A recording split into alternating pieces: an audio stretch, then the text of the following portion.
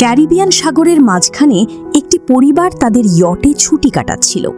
মা জুলিয়া সাঁতার কাটার জন্য পানিতে ঝাঁপ দেয়।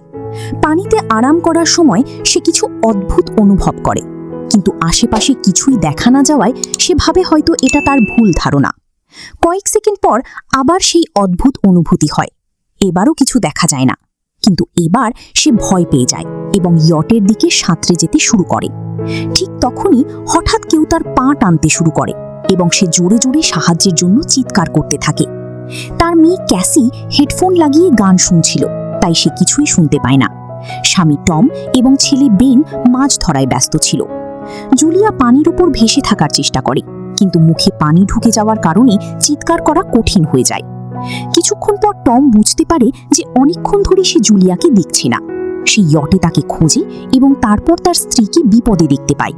সে বাচ্চাদের ডাকি ইয়টটাকে সেই দিকে নিয়ে যায় এবং পানিতে ঝাঁপ দেয়। দ্রুত জুলিয়ার কাছে পৌঁছে তাকে সামলে ইয়টের দিকে সাঁতরে আসে। বাচ্চারা দুজনকে টেনে উপরে তুলে নেয়। পরিবার মিলে জুলিয়াকে সামলায়, কিন্তু জুলিয়া নিজেকে বোঝায় যে হয়তো ঢেউয়ের কারণে এমন হয়েছে। রাতে সবাই মিলে বেনের জন্মদিন উদযাপন করে।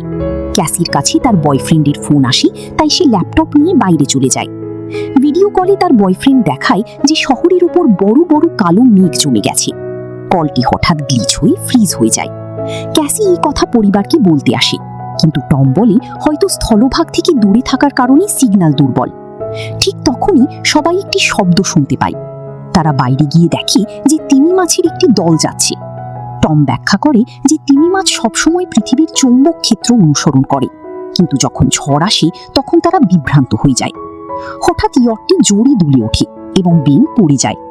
টমের চিন্তা হয় যে ইয়টের কোনো ক্ষতি হয়েছে কিনা, তাই সে ডুব দিয়ে নিচে চেক করতে যায়। কিছুক্ষণ পর সে আবার পানির উপরে ফিরে আসে, কিন্তু তার কাঁধে একটি বড় ক্ষত থাকে।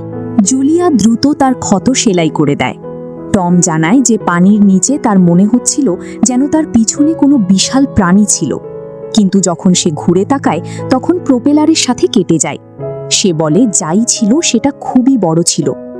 টম ইয়টের অনেক ক্ষতি দেখতে পায়, তাই তাদের সাহায্য ডাকতে হয়। জুলিয়া বারবার রেডিওতে চেষ্টা করে।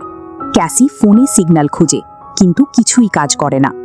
ঠিক তখনই ক্যাসি একটি অদ্ভুত প্রাণী দেখতে পায় এবং চিৎকার করে ওঠে, কিন্তু সেটি আসলে বেন, যে মাস্ক পরে মজা করছিল। কিছুক্ষণ পর ইয়ট পুরোপুরি বন্ধ হয়ে যায় এবং সমুদ্রের মাঝখানে আটকে পড়ে। জুলিয়া রেডিওতে একটি শব্দ শুনতে পায়, কিন্তু শব্দ এত খারাপ যে সে কিছুই বুঝতে পারে না। টম পরিবারকে জানায় যে তাদের কাছে মাত্র 4 দিনের খাবার ও পানি বাকি আছে এবং এখন তাদের কোনো মাছ ধরার নৌকার অপেক্ষা করতে হবে। হঠাৎ রাডারে কিছু ধরা পড়ে এবং পরিবার একটি অদ্ভুত শব্দ শুনতে পায়। সবাই দৌড়ে বাইরে আসে এবং অবাক হয়ে দেখে যে অনেকগুলো উল্কাপিণ্ড মাটিতে পড়ছে। যেখানে যেখানে উল্কাপিণ্ড পড়ছে সেখানে বড় বড় বিস্ফোরণ হচ্ছে। একটি উল্কাপিণ্ড পানিতে তাদের কাছাকাছি পড়ে। তখন টম দ্রুত ইয়ট চালানোর চেষ্টা করে। ইঞ্জিন কষ্টে চালু হয়, কিন্তু ঠিক তখনই আরেকটি উল্কাপিণ্ড সেই এলাকায় আঘাত করে। পরিবার ভয়ে একে অপরকে শক্ত করে ধরে। তখন টম বুঝতে পারে যে যে আগুনের গোলাগুলো পড়ছে সেগুলো উল্কাপিণ্ড নয়, বরং স্যাটেলাইট। ঠিক সেই সময় বেন দেখে যে ইয়ট থেকে ধোঁয়া বের হচ্ছে। টম চেক করে নিশ্চিত হয় যে ইঞ্জিন নষ্ট হয়ে গেছে। হাওয়া জোরে বইতে শুরু করলে পরিবার ইয়টের ভিতরে লুকিয়ে পড়ে এবং টম লক্ষ্য করে কম্পাস খুব দ্রুত ঘুরছে। ইয়ট জোরে জোরে দুলতে থাকে। বেন আবার পড়ে যায় এবং এবার সে আঘাতও পায়। ঢেউগুলো দ্রুত ইয়টের সাথে আঘাত করছিল। টম কষ্ট করে বাইরে গিয়ে লাইফ জ্যাকেট নিয়ে আসে।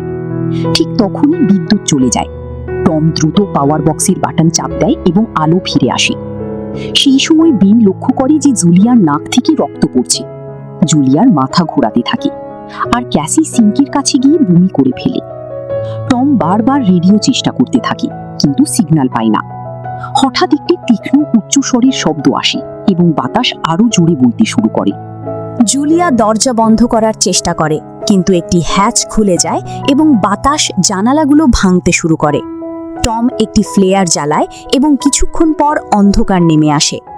পরের দিন সকালে পরিবারটি শকে ঘুম থেকে ওঠে যে তারা ঝড় থেকে বেঁচে গেছে, কিন্তু ইয়টটি অর্ধেক ধ্বংস হয়ে যায়। যখন তারা বাইরে আসে তখন দেখে সমুদ্রের পানি উধাও হয়ে গেছে এবং ইয়ট এখন মাটিতে আটকে আছে। সবাই এটা দেখে স্তব্ধ হয়ে যায়। ক্যাসি সিগন্যাল চেক করে, কিন্তু নেটওয়ার্ক সম্পূর্ণ বন্ধ থাকে। বেন দুটি মৃত কাঁকড়া নিয়ে খেলতে শুরু করে। টম কম্পাস চেক করে এবং দেখে যে সেটি উল্টো হয়ে গেছে। এটি শেষবার 7 লাখ বছর আগে ঘটেছিল। ক্যাসির মনে হয় তার বয়ফ্রেন্ড মারা গেছে এবং সে ভেঙে পড়ে। যখন জুলিয়া তাকে বোঝাতে আসে, তখন ক্যাসি তাকে দূরে সরিয়ে দেয় এবং লুকিয়ে যায়। জুলিয়া ও টম বাকি থাকা খাদ্যগুলো পরীক্ষা করে। বেন তার জন্মদিনের বেলুনগুলো একটি পাথরের সাথে বেঁধে দেয়, যাতে হয়তো কোনো বেঁচে থাকা মানুষ দেখতে পায়। টম আবার রেডিও চেষ্টা করে এবং এবার একজন মানুষের সাথে যোগাযোগ হয়ে যায়। তার নাম নাও এবং সে একটি সাবমেরিনের ক্যাপ্টেন। তার সাবমেরিনটিও মাটিতে আটকে গেছে। সে নিশ্চিত করে যে ম্যাগনেটিক পোল উল্টে গেছে, তাই সমুদ্র সরে গেছে এবং জমি ডুবে গেছে। সে বলে এখন পর্যন্ত সে আর কোনো জীবিত মানুষ দেখেনি এবং যোগাযোগ